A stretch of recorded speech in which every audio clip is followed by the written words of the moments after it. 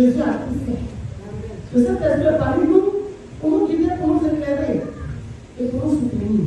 Les hommes sont là aussi pour nous aider. Alléluia. Nous allons prêcher sur le Saint-Esprit parce que nous allons à la Pentecôte. Amen. De nombreux chrétiens n'arrivent pas à sentir l'onction parce qu'ils ne pensent pas. Alléluia. Parce qu'ils ne passent pas beaucoup de temps dans l'adoration et dans la prière. C'est l'adoration et la prière qui nous permet, alléluia, d'être touchés par le Saint-Esprit de Dieu. Alléluia. C'est l'adoration et la prière. Amen. Qui nous met en prière avec Dieu. Alléluia. Et par cette communion, Dieu nous fait, alléluia, sentir sa présence qui est l'onction. Dieu nous fait sentir sa présence qui est l'onction dans quoi? Dans la prière et dans l'adoration. Tout à l'heure, quand on a commencé à adorer, on a vu la présence de Dieu. Il aime ça. Quand tu vas commencer à adorer le Saint-Esprit, même en parlant dans la louange, si tu ne sais pas prier, commence à adorer Dieu. Commence à l'adorer. Commence à l'adorer. Et tu vas voir que le Saint-Esprit va se manifester. Par des cantiques qui adorent le Saint-Esprit. Pas les cantiques du monde, mais les cantiques, alléluia, bibliques. Amen. Alors, ils sont pris. Excusez-moi.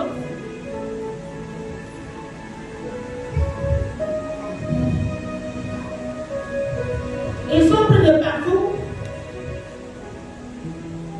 par leur propre affaire. Les gens sont pris par leur propre affaire.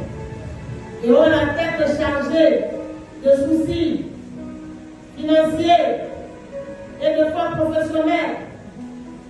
Si vous n'avez pas capté, alléluia, votre radio à la bonne fréquence, vous n'arriverez pas à recevoir le message que vous recherchez. Amen. Il faut capter ta radio, il faut capter ton esprit sur le Saint-Esprit. Il faut libérer ton esprit par rapport aux soucis. Amen. Vous n'arriverez pas à capter la meilleure fréquence. La fréquence du Saint-Esprit, c'est l'adoration et la prière. Pour recevoir l'onction de Dieu. Alléluia. Amen. Vous n'allez pas pouvoir percevoir le message de la puissance de Dieu si vous ne savez pas adorer Dieu. Amen.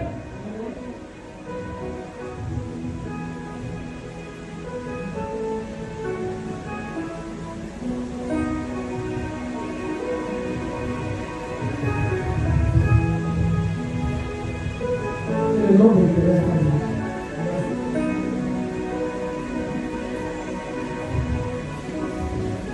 Il y avait de même pour celui qui recherche l'onction, selon l'Écriture de la 7e année. L'onction dans l'Ancien Testament. Alléluia. Vous ne pas être long, je vais aller directement dans l'onction d'huile. L'onction dans l'Ancien Testament, selon Actes 1, verset 8, l'onction est la puissance du Saint-Esprit.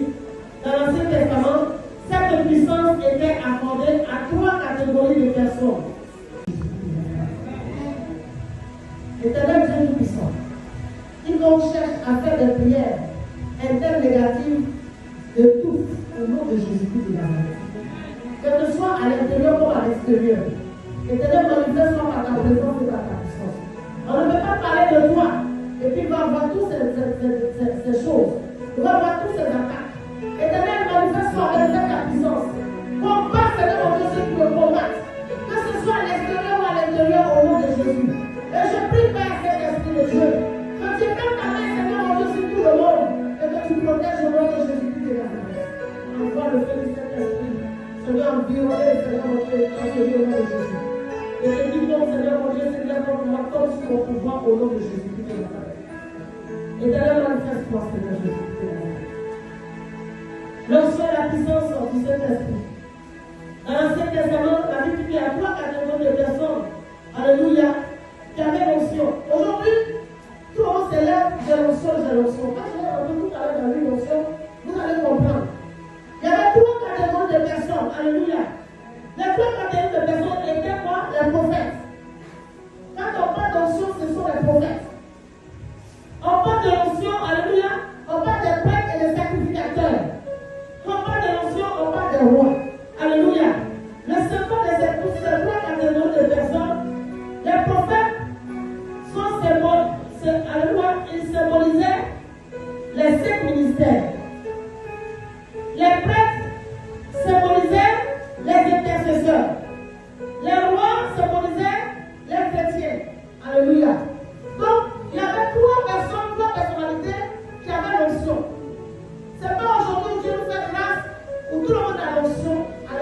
puissance de Dieu.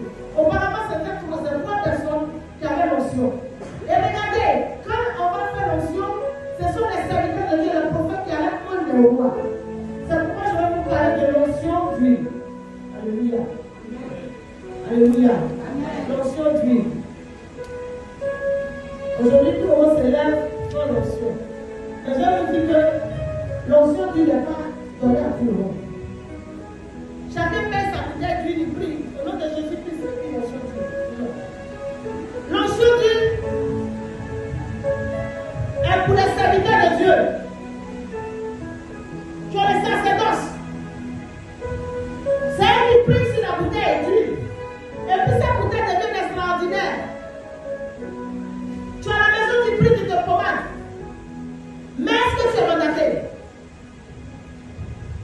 Aujourd'hui, les gens prennent l'huile, ils vont partout, ils disent non. L'huile, c'est les pasteurs, les prophètes qui prient sur l'onction, sur l'huile. Parce que c'est à eux que Dieu a donné l'onction. Et quand ils prient, l'huile devient une huile d'onction, la puissance de Dieu. Alléluia. Mon micro là, ça ne me plaît pas. Ça passe ma voix. Alléluia. Bien aimé. L'origine biblique de l'onction. De l'onction d'huile. L'utilisation de l'onction d'huile. Pour vous dire quelque part que l'onction d'huile, là, ce n'est pas du jeu. Vous voyez, chaque dimanche, nous faisons l'onction d'huile.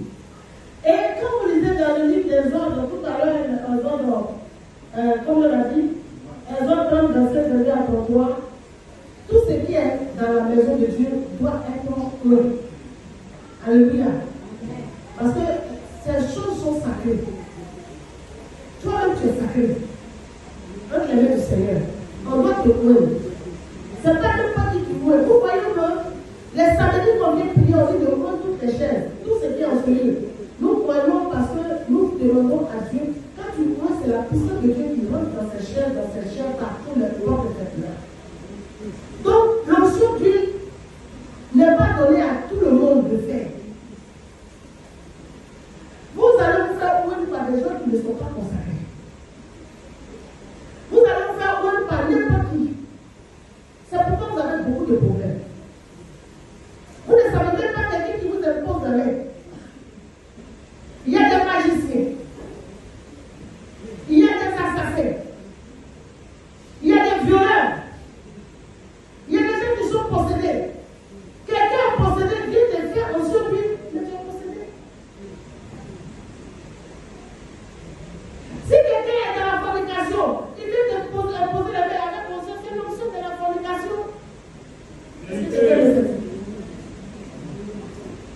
Si quelqu'un est dans le mensonge, quelqu'un est vraiment dans la manipulation, et puis la personne vient t'imposer la main, il dit on change, mais c'est la manipulation que tu l'as fait. Attention, les serviteurs de Dieu ne sont pas n'importe qui. Cherchez votre serviteur et votre serviteur. Si quelqu'un vient t'imposer la main, c'est pourquoi ne pose pas la main au hasard. J'ai constaté qu'il y a des gens qui sont là et qui vont imposer la main. Vous qui ne laissez pas votre tête, les gens vous imposer à n'importe quel carrefour, la main doit la vie pour vous. Amen. Le diable aussi impose la main.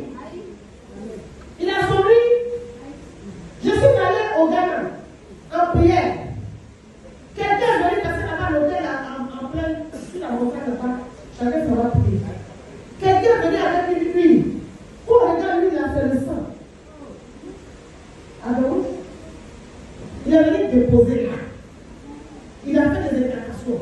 Et ça, les gars descendent pour aller prendre des gens là-bas là-bas. Et maintenant que les serviteurs de Dieu sont vigilants, là-bas, ils ont vu ce la personne a disparu. Mais comme là-bas, quand on va pour les voir, c'est cela qui envoie. On dit, lui, là, c'est pourquoi il a fui. Ne vous laissez pas distraire. Je vais en soi, je vais en soi. Il faut prier. Ne te laisse pas imposer la main par n'importe qui. Il y a des gens partout qui vont imposer la main. Je n'aime pas tous les serviteurs de Dieu qui aiment tout imposer la main. Alléluia. C'est le Saint-Esprit qui oriente avant qu'on impose la main. Amen. Est-ce que vous voyez que tout le journal de Dieu, si vous imposez la main, pas faire une main? Non, c'est pas comme avec Dieu.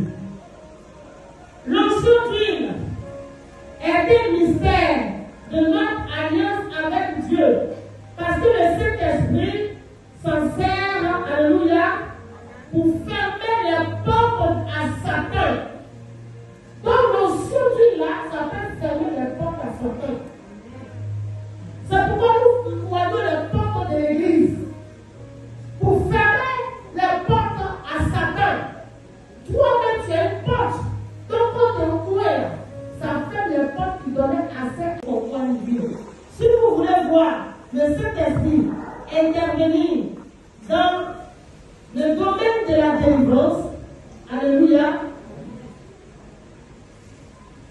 Et voit aussi la guérison. Alléluia. Ou aller selon la direction du Saint-Esprit le malade. D'huile. Alléluia. Sainte. Au nom de Jésus, et il sera guéri. Alléluia. Est-ce que l'ancien vie, je vous ai dit, c'est un ministère. Alléluia. Amen. Et aussi l'ancien ministère a ouvert aussi les portes pour notre guérison, notre combat, notre protection, notre consécration et pour notre renouvellement. Donc l'ancien Dieu peut nous renouveler. Est-ce que tu peux dire Amen? L'Esprit de l'Éternel, selon le livre de 1 Samuel 16, verset 3. David fut oint d'huile. Amen. Or, ce qui descendit sur lui n'était pas l'huile, mais l'Esprit de l'Éternel. L'huile l'a tombé sur toi, c'est pas une affaire d'huile comme ça. Spirituellement, c'est l'Esprit de Dieu qui descend sur toi. Amen. Quand on voit les rois, c'est la puissance de Dieu qui descend sur eux pour pouvoir régner. Alléluia.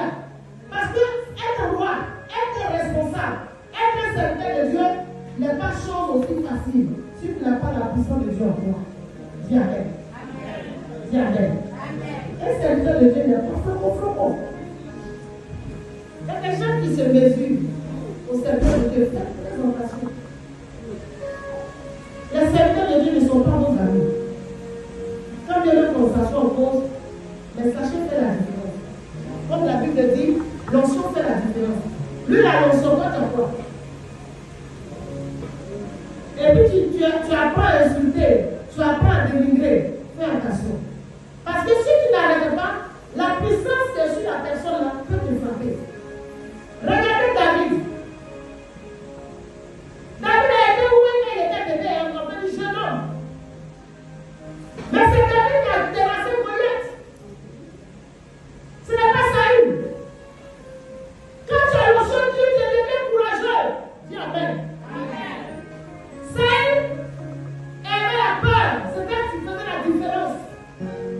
Saül était choisi par les hommes. Alléluia.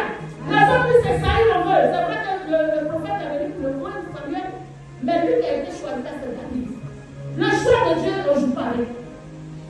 La Bible dit que Saül, alléluia, n'a pas pu vaincre Goliath parce qu'il avait la peur.